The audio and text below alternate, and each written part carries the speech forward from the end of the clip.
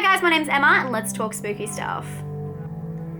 So I don't know how you guys feel about clowns. I'm not scared of them. I guess Pennywise, definitely everyone's scared of Pennywise. If you're not scared of Pennywise, what is wrong with you? But this movie, Stitches, have you seen it? It is a B-grade horror film about a clown called Stitches.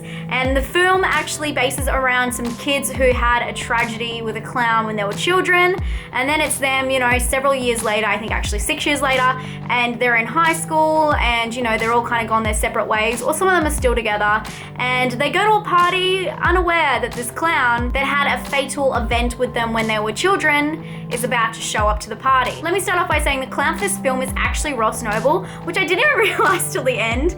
I feel really dumb, but he's a comedian and yeah, it just doesn't look like him at all, which I mean, it's a clown. This is a lower budget film, but I am so happy I watched this film because I've been watching a few lower budgets lately and they have just been really bad, and I hate saying that all low budget films are really bad, but they had some really bad acting, some really bad dialogue, and the storyline was just hard to follow. I love this film because it did that kind of thing where they have a horror movie that's kind of a comedy and it doesn't take itself too seriously. This film really was surprisingly quite funny, and it was kind of like that cheesy humor, but it really worked. And I thought that there was some actual real laugh out loud moments, and I really liked the balance of the characters, the storyline, and the comedy and horror kind of put together. It wasn't so serious, but it was done in a really good way for a lower budget film. Another thing that I was really surprised about with this film is that the gore, and there is a lot of it, was really realistic, kind of.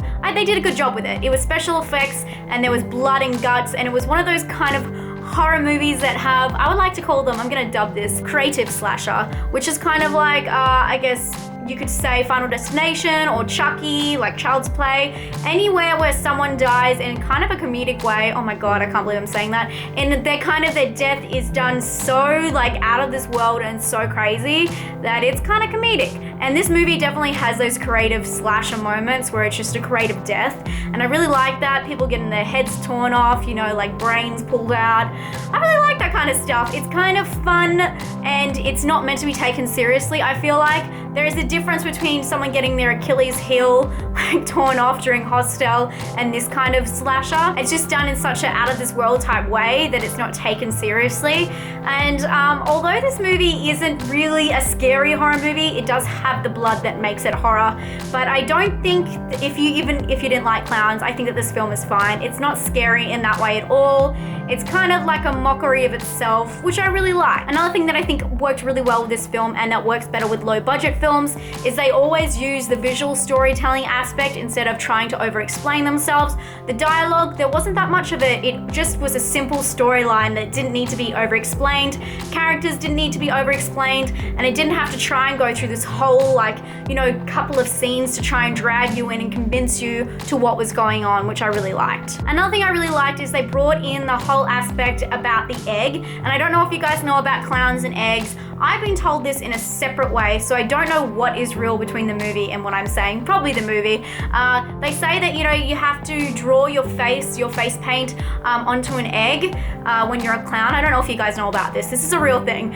In the movie, they say they don't know why they do it, but I read that it is meant to be to trademark your face paint, and I thought that was a really cool aspect. They brought something that was real into the movie without making it like overdoing it and making it like this big folklore. I really liked the fact that they kind of mixed realistic stuff with, fucking killer clown. It was really cool and I really liked that. Another cool thing about this film is that the main character, Tommy, actually takes this medication. I think it's called Hypnosil, and it's actually the same medication they use in Nightmare on Elm Street to suppress dreams, which is really cool, and I love when horror movies intertwine like that. And the last thing I really liked about this film was the fact it's one of those films that tie around really well. Although it's a simple storyline, it comes back around the other side and it's really satisfying. So if you love your slashers and you don't mind a horror comedy once in a while, this movie will have you in stitches.